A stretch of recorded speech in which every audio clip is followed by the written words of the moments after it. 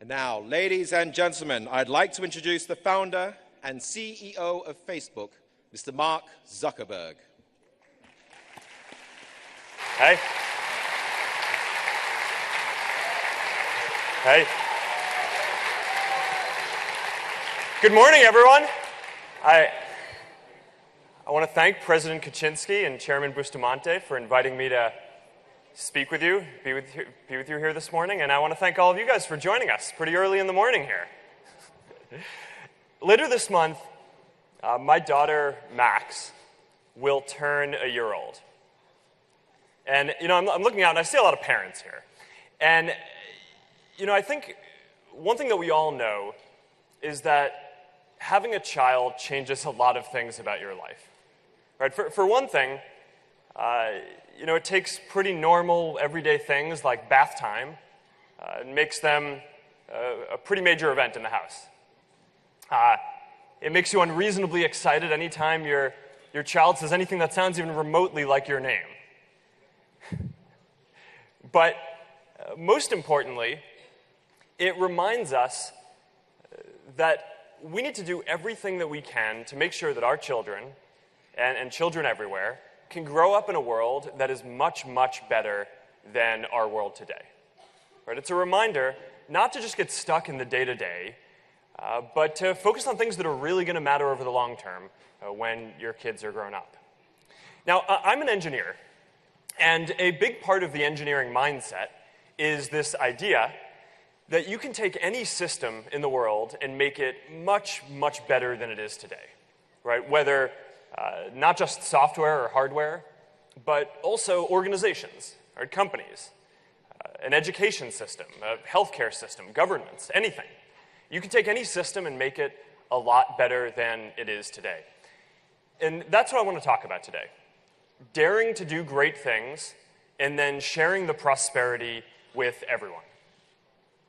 To me, one of the most inspiring stories in history was when President John F. Kennedy in the U.S. In 1961 announced that by the end of the decade we were going to try to put a man on the moon. A lot of people thought that this was impossible. It took a lot of investment, but many people rallied, and when they succeeded, they didn't just achieve the goal, they created something entirely new and ended up pushing the entire economy forward for everyone. As Kennedy said, it's a time for greatness. And today, with accelerating progress in science and technology, our generation has the potential to do even more great things than at any other time in history. So take giving people a voice, for example. For a lot of the last century, there used to be just a handful of TV networks or newspapers in any given area. And now, almost 2 billion people have the power to connect with anyone they want, to share anything and have anyone around the world see it instantly, to create small businesses that are on a level playing field and have access to the same tools as the big guys have, to create movements to fight for the social change they want to see. Right? Connecting and giving 2 billion people a voice is a great thing to do. You know what's even better? Giving 7 billion people a voice. Now, or take education. For most of the last century, education has worked in more or less the same way. You have students sitting in a class with a teacher, learning the same material in the same way at more or less the same pace. Today, we know that personalized learning is way better. But if you can give teachers the tools and the software to help students learn in the way that suits them best and to learn real-world skills that they can take with them, then early results show that students will learn as much as 50% more each year, and that can compound. So when you visit a school like this, it feels like the future, or it feels like a startup. There are students sitting together, working together with computers, with their personalized learning plans, and teachers actually have the time and tools to go and mentor students. you get the feeling this is how more of the education system should work. So a couple of years ago, we started an engineering team with a bunch of teachers and folks who are working on personalized learning to build the tools to make it so that any teacher anywhere could use these personalized learning tools for free. And in the first year, 20 schools signed up to adopt personalized learning. In the second year, 100 schools signed up to adopt personalized learning. This year, we expect there to be many hundreds of more schools will upgrade and adopt personalized learning. Now, in the US, there are only about 25,000 middle and high schools. So our hope over the next decade is to help upgrade a majority of these schools to personalized learning and then start working globally as well. So giving 1 billion students a personalized education is a great thing to do. Or take curing diseases. I think that it's possible to cure, prevent, or manage all diseases within our children's lifetimes. Now, that may seem a little optimistic, but when you look at it, for most of human history, we made almost no progress on curing diseases. For thousands and thousands of years, there was very little progress. And then, about 100 years ago, we started applying the scientific method to curing diseases, and bam, progress just takes off. Right? Since then, we've eradicated smallpox and are close to eradicating polio. We have vaccines to prevent meningitis and measles and many forms of influenza. We have antibiotics to treat life-threatening illnesses like tuberculosis and pneumonia. We produced statins to fight diabetes. To fight heart disease, insulin to fight diabetes, chemotherapy to fight cancer. We have reduced smoking. And we can even manage HIV as an ongoing condition. You know, one of my favorite facts in public health is that if you look back over the last 100 years, the average life expectancy has increased by about a quarter of a year per year. And that's been pretty steady progress. So if we can keep investing to even just keep making progress at the same rate, then by the end of this century, the average life expectancy will be around 100, which implies that we will have cured a lot of the diseases that prevent the vast majority of people from reaching that age today. So this raises a big question. If we can make so much progress curing diseases, why aren't we investing more to do that even faster for future generations? In the US, we invest about 50 times more in treating people who are sick than in finding cures so people don't get sick in the first place. You only would do that if you believed that people were always going to get sick, or that you couldn't cure all the diseases. And once we realize what the trajectory is, and that we actually can make progress on all this, then I think that we all have a responsibility to invest way more in this to make more progress for our children and for future generations. You know, what greater thing can we all do than cure all diseases for our children and future generations? Or take keeping everyone safe. You know, we live in a relatively peaceful time, but there's still far too much violence. So we're building artificial intelligence that can go out and scan and flag content that might lead to violence, whether that's a person who might harm themselves or a terrorist who might harm other people. We've built tools like Safety Check that can help people know that their loved ones and the people they care about are safe in the middle of a disaster. So building technology and security that helps keep people safe, that helps people not have to go into the middle of these dangerous situations, that's a great thing to do. So these are some of the great things that I think that we should dare to do.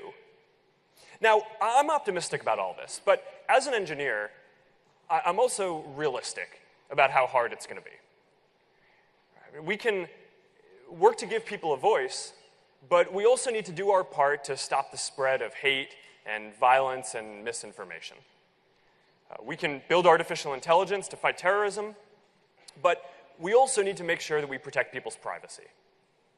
And we can invest a lot more in curing all diseases for the future generations, but we need to understand what those trade-offs are for us today. But our generation can achieve all these things. And that starts with working on the one that ties all of them together, which is connectivity. In order to do all of these things, we first need to connect people. Connecting people means a few different things. It means compassion, helping people, helping to bring people together and realize that for all these things, we're all in them together. It means ideas, helping us learn faster and get exposure to people and cultures all over the world. And it means opportunity, opening everything the world has to offer to each and every one of us. Now, we know that connecting people and enabling a free flow of ideas and trade is the path to doing more great things and to creating the greatest overall prosperity. But as we're learning this year, in election after election, even as globalization might grow the overall pie of prosperity, it also creates inequality. It helps some people, and it hurts others. And we can't afford to leave anyone behind. So we have a fundamental choice in how we choose to address this inequality. We can disconnect, risk less prosperity, and hope jobs we've lost come back. Or we can connect more, try to do more great things, try to work on even greater prosperity, and then work to aggressively share that prosperity with everyone. Now, look, I don't think that there's any question that the second path is better, but we need to acknowledge that it's also a lot harder. Right? Disconnecting is relatively easy, but connecting requires making big investments in infrastructure and generating the political will to make hard, long-term decisions. Right now, about 4 billion people in the world, more than half of the world, is not connected to the internet. And this is really important because research shows that for every 10 people who get online, about one person gets lifted out of poverty and almost one new job gets created. So if we can connect the 4 billion people who are unconnected, we can lift hundreds of millions of people out of poverty. According to the World Bank, for every 10% increase in connectivity, a developing country's GDP grows by up to 2%. So if you take a country that has half of its population connected, and you connect the other half, you can increase GDP by as much as 10 points. So connecting everyone will lead to dramatic economic growth and lifting millions, hundreds of millions of people out of poverty. And even more, connectivity enables all the other great things that we want to do as a society. So, think about this. If we want our children to have access to the best personalized learning tools and software, if we want our scientists to have access to all of the information and be able to collaborate with anyone around the world in order to cure all diseases, if we want to build the most powerful AI to help keep us safe, then first we need to connect people. Now, connectivity is just as important in developed countries. It enables trade. It helps us understand each other. A lot of the biggest problems that the world faces will require global solutions, and that means that in order to reach these solutions, we need to work together and connect more. So that is why I think we need to make connectivity and connectivity infrastructure a much higher priority on each of our agendas. Today, the world spends about $400 billion a year on connectivity infrastructure. And to put that in perspective, we spend about 16 times more on health. But actually, infrastructure investments are decreasing in a lot of places. Since the financial crisis, more than half of G20 countries have cut their infrastructure investment budgets. Now again, this level of investment might make sense if you believed that we were only going to be able to make incremental progress in growing economies and lifting people out of poverty and education and health.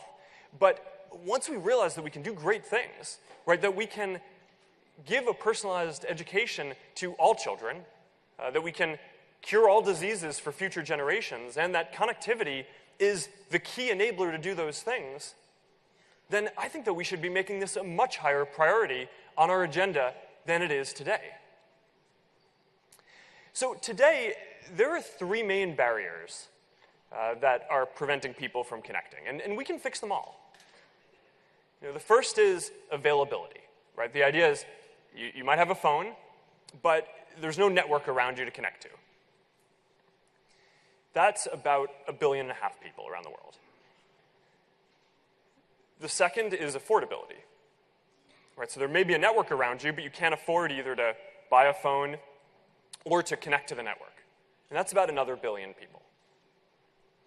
And the third barrier is awareness. And this is actually, interestingly enough, the biggest barrier that has the most people in it, is people who have a phone and there is a network around them that they can connect to, and they can afford to connect to it for not a large portion of their income, but they're not sure why they would want to. So we need to go address all of these problems, and there's something for all of us to do here. So at Facebook, we're building new technology that, like solar-powered planes, right, that fly up in the air for months at a time and beam internet access to parts of the world that don't have access today. We're empowering local entrepreneurs to build businesses by giving them infrastructure so they can sell connectivity and internet access to their local community. And we're working with local operators in more than 50 countries to provide free basic internet services to people on mobile devices. And so far, our programs have connected more than 40 million people to the internet. So it's a good start. Other companies like Microsoft and Google are working on this as well. And that's really important because I think we all need to use the technology that we're building to help connect more people. Now, governments have an important role to play here too. You need to invest more in the infrastructure to connect people, to open up more spectrum, and to make it easier to experiment with new technology. But the most important thing to do is to recognize that connectivity is the path to enabling and achieving all of the other goals you have. And we need to make connectivity a much higher priority. So that's why I'm going to be asking all of the leaders that I meet with here to sign on to the Connectivity Declaration that we announced last year at the United Nations, to make connectivity a higher priority and to pledge to help connect more of their people to the internet.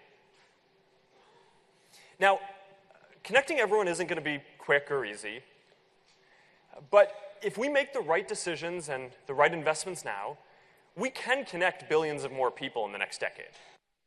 And connecting billions of more people is a great thing to do. And it will lead the way for our generation to be able to do even more great things. So if we all agree that the path forward for the world isn't to disconnect and work together less, but to connect more, to try to do even more great things, as a path to creating greater prosperity and then sharing that with everyone, then I think it's pretty clear that this is just the beginning of that path and what we need to do next.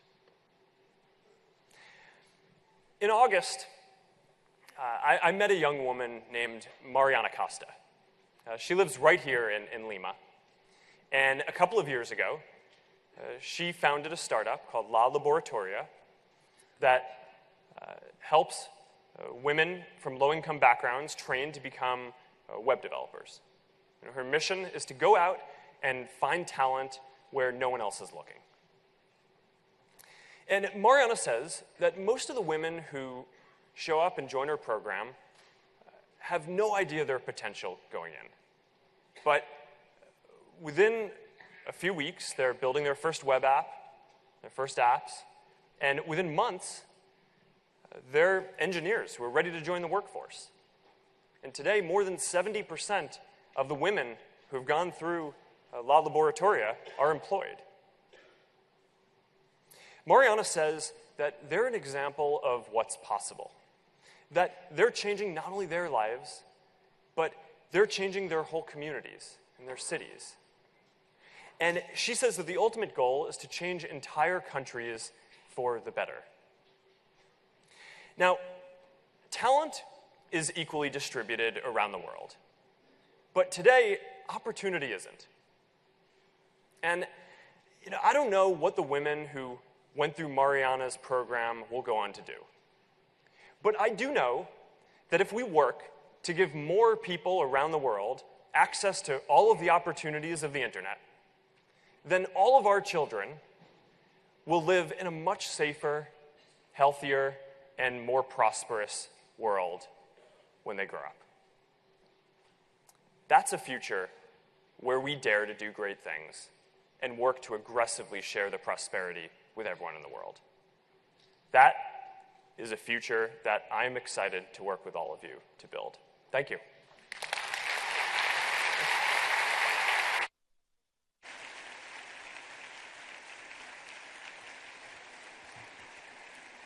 Ladies and gentlemen, please, another round of applause for Mr. Mark Zuckerberg, the founder and CEO of Facebook. Now, that address